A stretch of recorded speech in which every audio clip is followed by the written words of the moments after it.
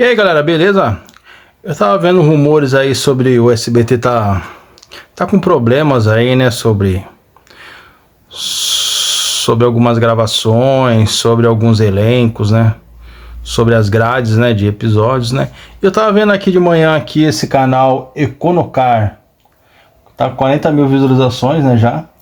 E ele coloca essa pauta aqui, SBT falindo, o fim da era Silvio Santos. Eu queria dar uma reagida com vocês aqui para dar uma acompanhada para ver o que de fato ele fala sobre o que está acontecendo de verdade com o nosso SBT. Lembra? Eu tenho muita saudade do Bom Dia em Companhia, né? Era muito bom, né? Domingão era o Domingo Legal, né? Com o Gugu, né? Já naquela época era legal. A banheira então do Gugu era show de bola, né? Vamos dar uma reagida aqui nesses vídeos aqui. Bora.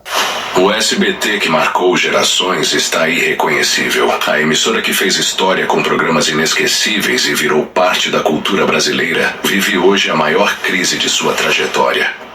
Audiência despencando, acervo perdido e uma incerteza que paira sobre seu futuro. Será que a morte de Silvio Santos foi o ponto final definitivo? Imagine acordar e perceber que a emissora que acompanhou sua infância simplesmente perdeu espaço para o streaming e para canais menores. Isso é o que está acontecendo com o SBT. Uma empresa que já foi gigante agora luta para não desaparecer. E a pergunta é inevitável: como uma potência da televisão brasileira chegou a esse ponto crítico? A resposta é mais complexa e mais chocante do que parece. Durante décadas, o SBT foi sinônimo de entretenimento popular no Brasil.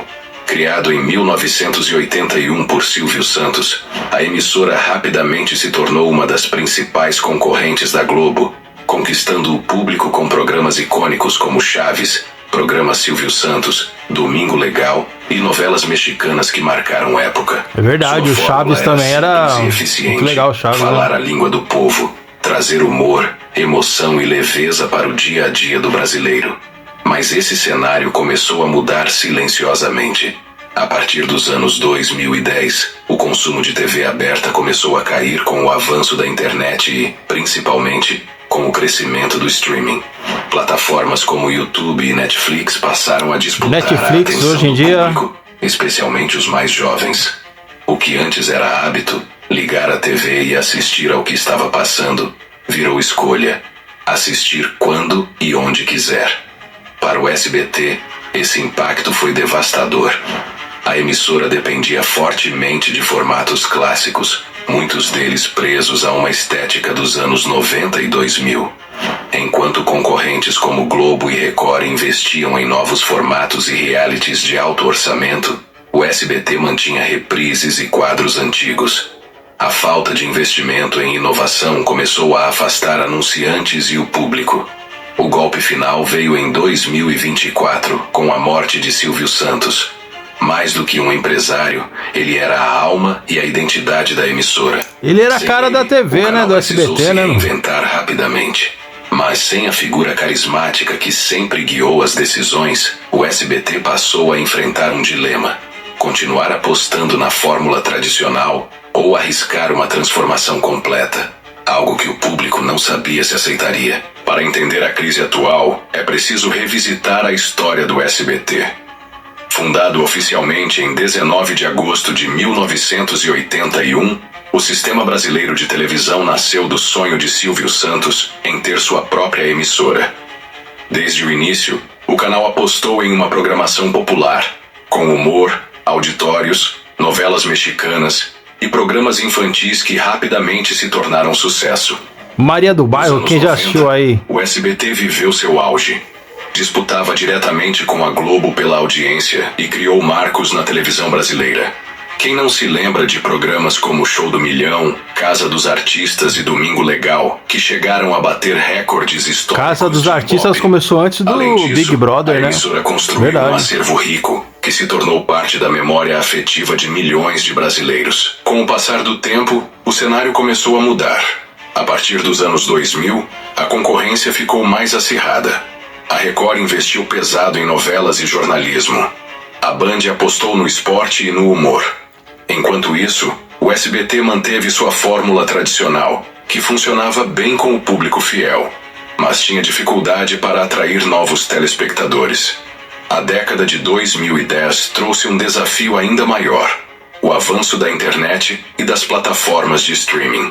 O público migrou para conteúdos sob demanda e a televisão aberta perdeu relevância. O SBT, que sempre foi reconhecido por falar com a massa, não encontrou rapidamente um caminho para se adaptar. Mesmo assim, resistiu, apostando em reprises e na força do carisma de Silvio Santos para manter a audiência. Com a morte de Silvio em 2024, a emissora entrou numa nova fase. A gestão passou para sua filha, Daniela Beirute, que tenta equilibrar tradição e inovação. Mas a dúvida permanece: será que o legado do pai é suficiente para manter a emissora viva num mercado cada vez mais competitivo e digital? A morte de Silvio Santos em agosto de 2024 foi um choque para o país. Aos 93 anos, ele já havia se afastado da TV por questões de saúde. Mas sua presença simbólica... 93 anos estava bem cansado já, né? Do SBT. Quando a notícia foi confirmada, as homenagens vieram de todos os lados. Mas nos bastidores, uma realidade dura se impôs. O canal precisaria se reinventar sem seu maior pilar. Sem Silvio, o SBT perdeu mais do que um apresentador. Perdeu a figura central que tomava todas as grandes decisões, que conhecia o público como ninguém e que transformava ideias simples em fenômenos de audiência.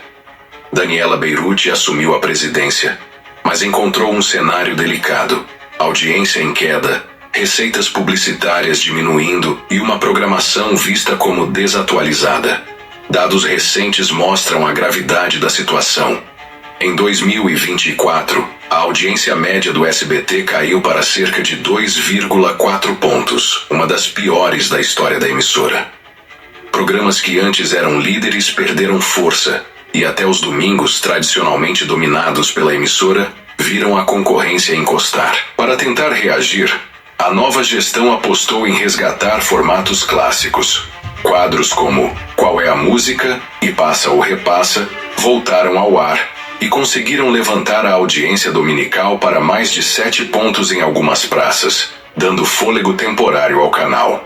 Mas especialistas apontam que isso pode não ser suficiente a longo prazo.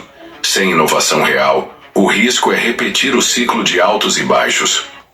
E você vê ali o Celso Portiolli, né? Ele tá com um canal no YouTube, né? Porque ele já percebeu, né? Ele quer, tipo assim, continua no SBT ainda, mas ele tá com o porto seguro dele ali no YouTube, né? Você vê que ele é esperto, inteligente pra caramba, né? Porque ele sabe que, né? Alguma coisa, sabe que já tá acontecendo, já tá enfraquecendo, né?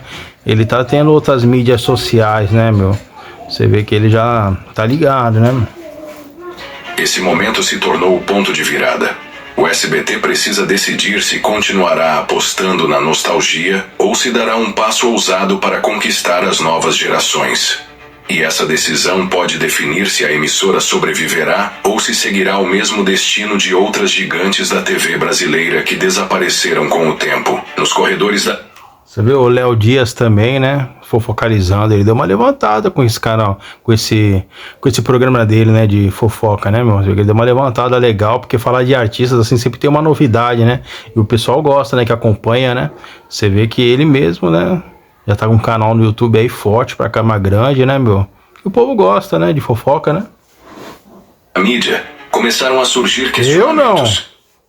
Será que a queda do SBT foi apenas resultado da morte de Silvio e da mudança no consumo de mídia? Ou existiam forças maiores envolvidas? Alguns analistas sugerem que houve uma falta de planejamento sucessório dentro da emissora, algo que deixou o canal vulnerável no momento mais delicado de sua história. Outros apontam para a própria transformação do mercado publicitário. Nos últimos anos, as marcas migraram seus investimentos para o digital, onde conseguem medir resultados com precisão. Sem essa receita robusta, a emissora teve que reduzir custos, o que afetou diretamente a qualidade da programação e acelerou o ciclo de queda. Há também quem acredite que o SBT demorou para perceber o poder das plataformas digitais. Enquanto concorrentes criaram conteúdos exclusivos para YouTube e streaming, o SBT continuou apostando na televisão tradicional.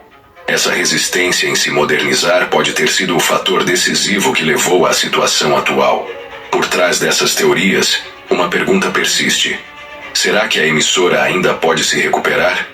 Ou o destino do SBT já estava selado desde o momento em que Silvio Santos deixou o palco pela última vez? O SBT vive hoje uma encruzilhada histórica.